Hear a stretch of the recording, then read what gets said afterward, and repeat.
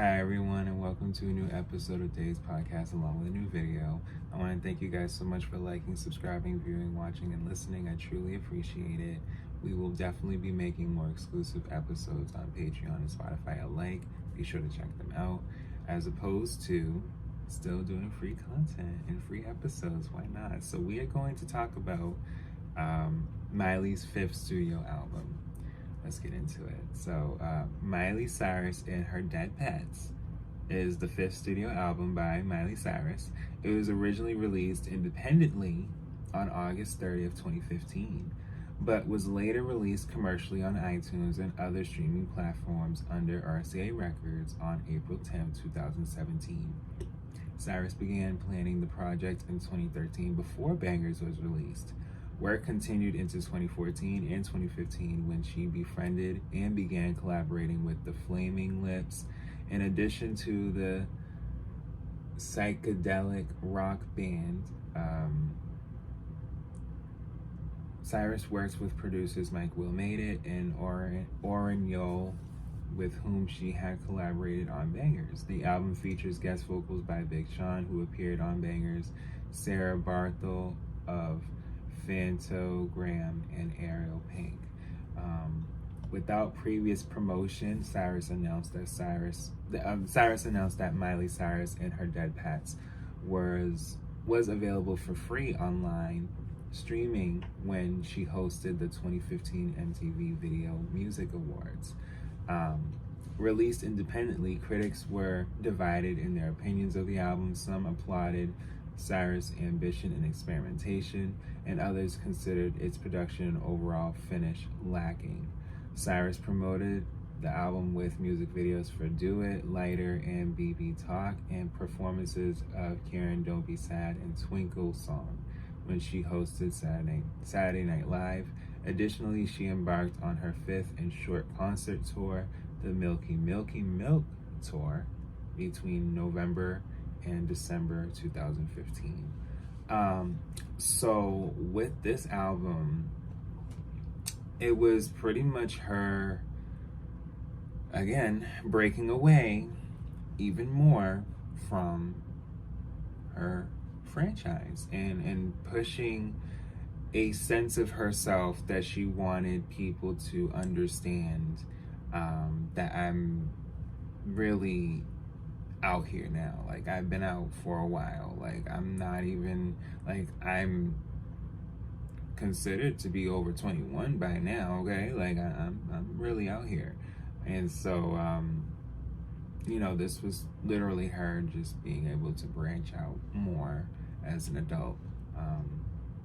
On October 4th, 2013, after the release of Bangers, Cyrus announced that she was working on a follow-up album. She said, "I'm already at a different time than I was when I finished Bangers, and was so removed from daily life because of her career that I need something to work for." In an interview to the New York Times, Cyrus explained the personal evolution, including death and love as she'd never known, that led to this project.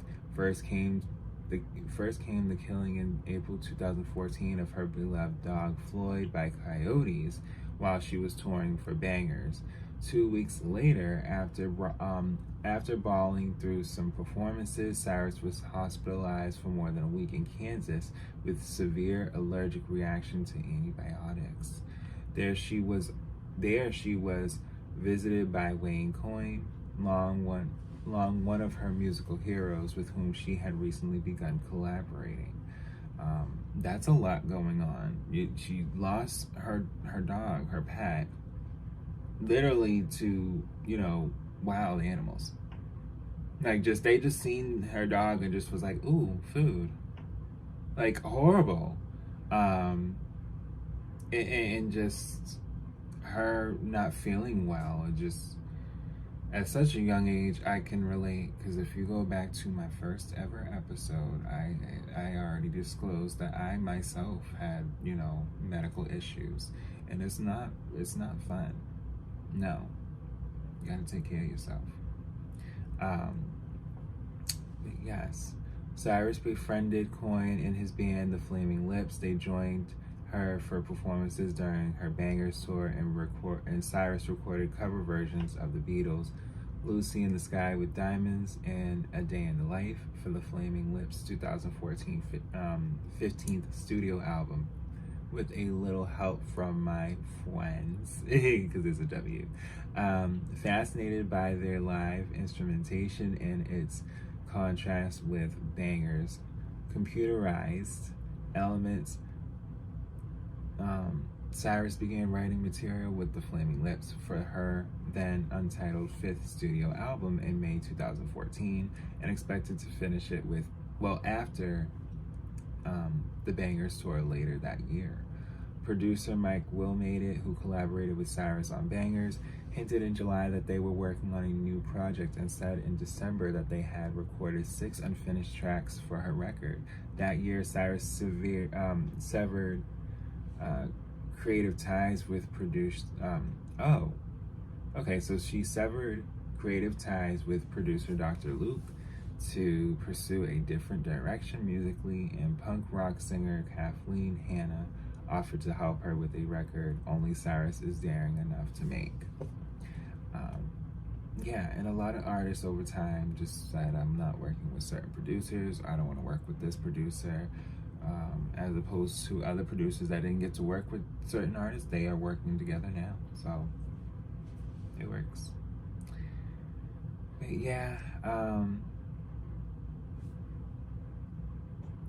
let's see here.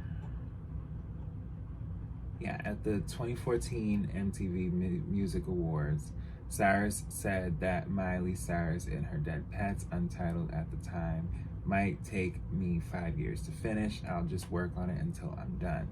According to the singer, the album is about music and is not about twerking. In January 2015, Cyrus expressed her intention to get this stuff out ASAP, adding that she was working on the album nearly every day.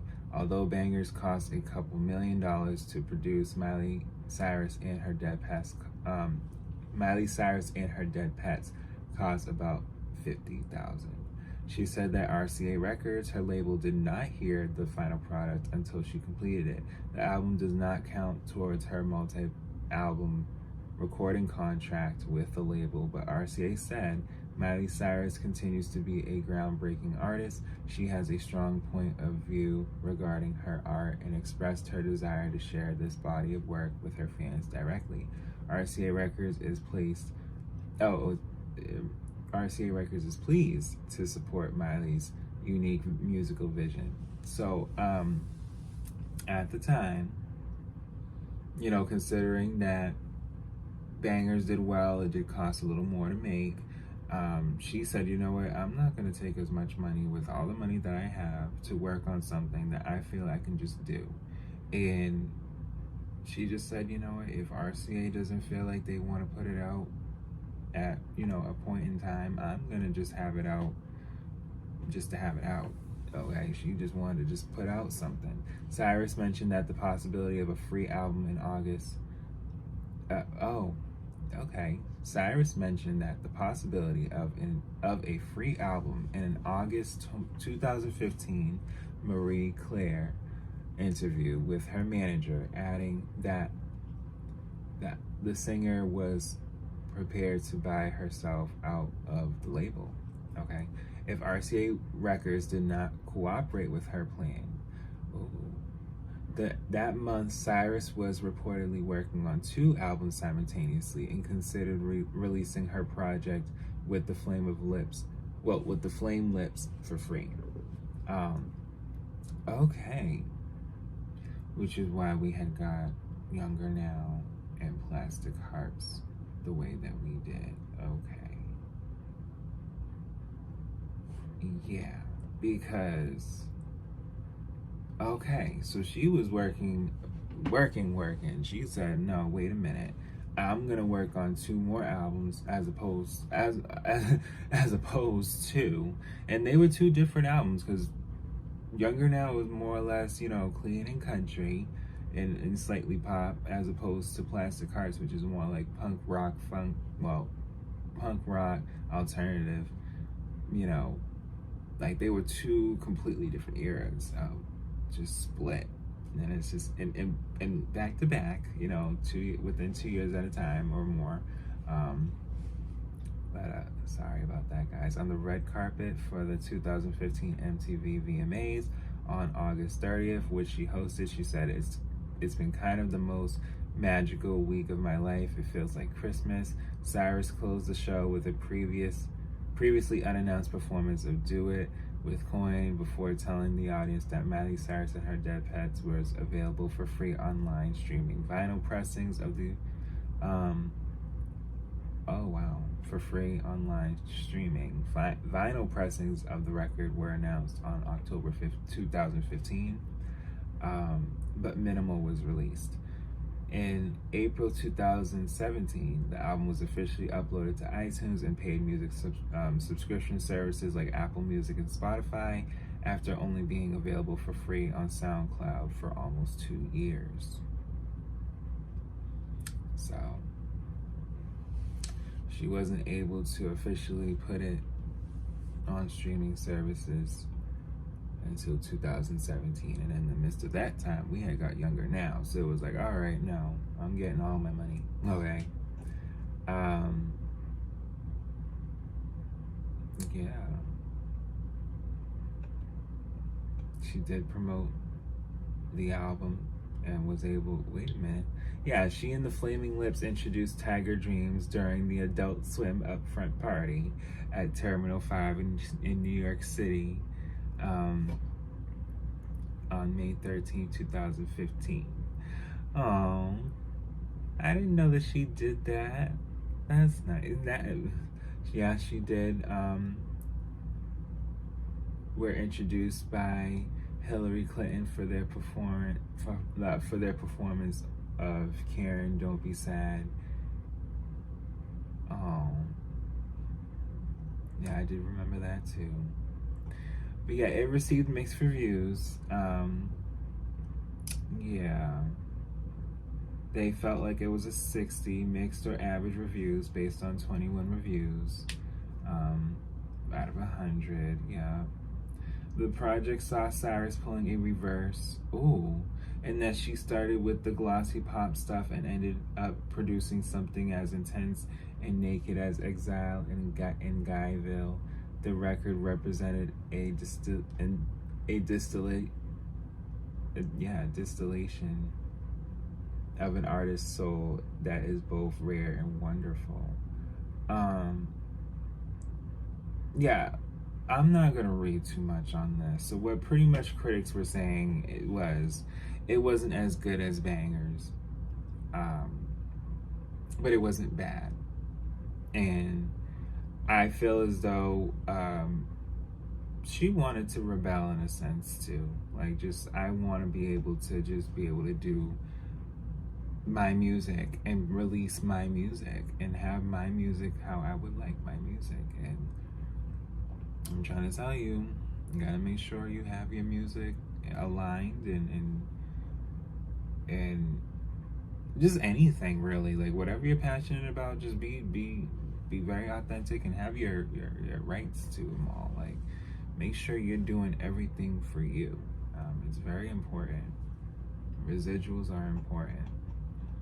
But yeah, let's get into the track list. So track 1 is Do It. Track 2 is Karen, Don't Be Sad. Track 3, the Floyd song, Sunrise. Track 4, Something About Space Dude. Track 5, Space Boots. Track 6, Fucking Fucked Up. Track 7, BB Talk. Track 8, Freaky. Track 9, Bang Me Box. Track 10, Milky Milky Milk. So this is the thing that was also probably taking away when it came to the album, as to probably why there was mixed reviews. I won't say that every artist will have track listings that the album tracks may or may not fully have the consumer understand the message within it, as opposed to looking at the track itself.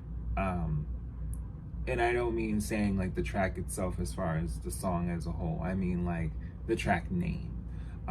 Because I've noticed a lot of people with that too. Like, there's people that will look at a track name and just be like, oh, well, maybe I won't like that song because it's just the name of it, as opposed to, those that may have just had so many things to kind of uncover in songs like Miley, where, you got to know what I'm talking about if you're going to get past this name. And that's the whole point as far as with albums.